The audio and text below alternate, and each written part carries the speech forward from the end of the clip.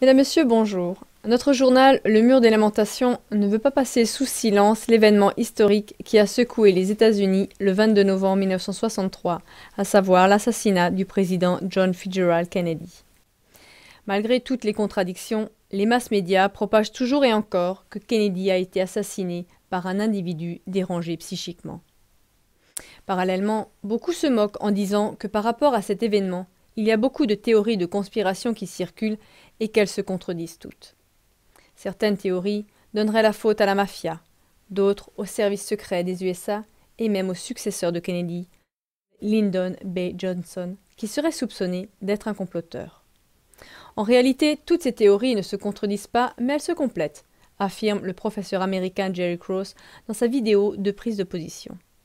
Il explique que les services secrets et la mafia travaillent depuis toujours main dans la main au service de la politique.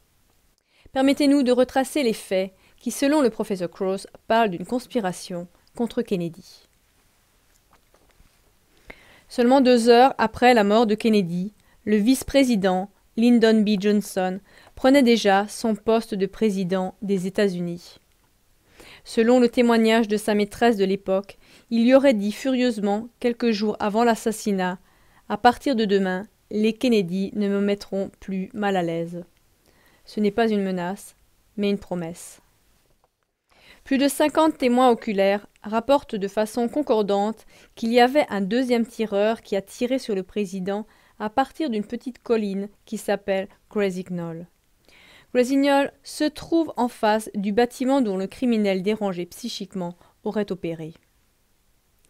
Le prisonnier numéro 14006, James Fields, de la prison de Stateville, ancien agent de la CIA, avoue, avec tous les détails et de façon crédible, qu'il était le tireur d'élite en mission à Grassy Knoll et que c'est lui qui a tiré la balle qui a tué Kennedy.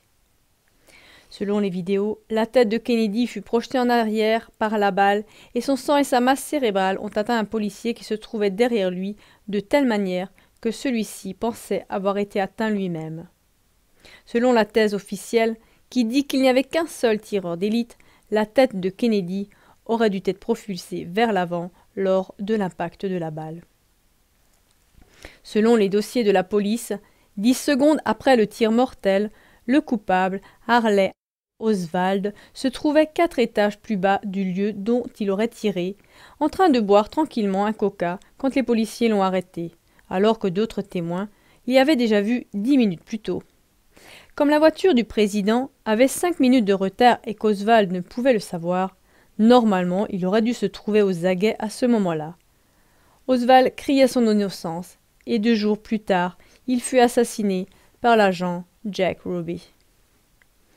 À Dallas, après les coups de fusil, 18 médecins et assistants médicaux qui luttaient pour la vie de Kennedy ont témoigné plus tard de façon concordante que les plaies mortelles sur les photos d'autopsie officielles de Washington ne correspondaient pas avec les blessures qu'ils avaient eux-mêmes vues.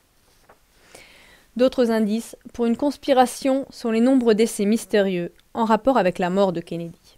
En voici une petite sélection. La journaliste d'investigation Dorothy Kilgallen et sa meilleure amie sont mortes alors qu'elles faisaient une enquête sur l'assassinat de Kennedy. L'agent de la CIA Gary Underhill a dit « Oswald n'est que le bouc émissaire ». Et peu de temps après, il mourut suite à un mystérieux suicide. L'agent de la CIA, David Morales, a dit avant de mourir « J'étais présent à Dallas lorsque nous avons tué le fils de pute ». James Worrell, un agent de la CIA qui a été vu alors qu'il fuyait le lieu du crime, est mort curieusement peu de temps après suite à un accident de moto.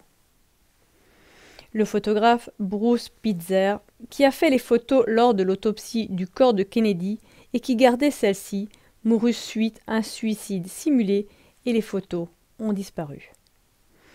Enfin, la maîtresse de Kennedy, Mary Meyer, a voulu publier son journal intime. Elle aussi a été tuée par un tir dans la tête et dans le cœur, et le journal intime a disparu. À ce jour, aucune enquête n'a pu démentir tous ces faits. Il est tout à fait justifié de prendre le professeur Cross au sérieux. Sur son documentaire vidéo, que vous pouvez trouver sur le lien qui suit, vous trouverez sa présentation originale concernant la mort de Kennedy avec des images et des documents comme preuve à l'appui.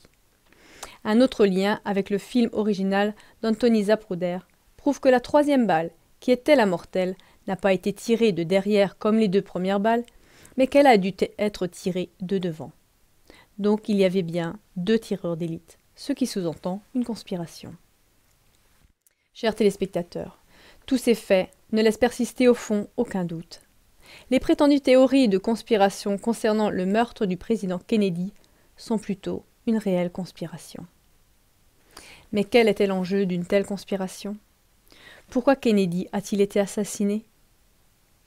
Il y a 50 ans, en 1963, le président américain John F. Kennedy, par son ordre exécutif numéro 11110, a réussi un coup brillant pour délivrer les États-Unis de l'étranglement auquel les soumettait la Fed, c'est-à-dire la Federal Reserve Bank. À l'époque, la Fed fêtait ses 50 ans. L'ordre exécutif numéro 11110, établi par le président, devait donner au ministère des Finances américain la possibilité de multiplier le peu de monnaie qui avait son équivalent en métal-argent et qui était en circulation depuis 1878. Ce peu de monnaie ne dépendait pas de la Fed. Alors que 4 milliards de dollars de petites coupures appelées United States Notes étaient déjà en circulation et que de grosses coupures attendaient à l'imprimerie de l'État pour être expédiées, à ce moment-là, le 22 novembre 1963, Kennedy fut assassiné. Tout de suite après, toute cette monnaie qui avait son équivalent en métal-argent fut totalement retirée de la circulation. Depuis, 50 ans de plus se sont écoulés sous le diktat mondial de la Fed et de ses tireurs de ficelles. Cette année, la Fed fête ses 100 ans d'existence et elle a toujours plus de pouvoir. Qui osera, comme Kennedy, se confronter à elle ?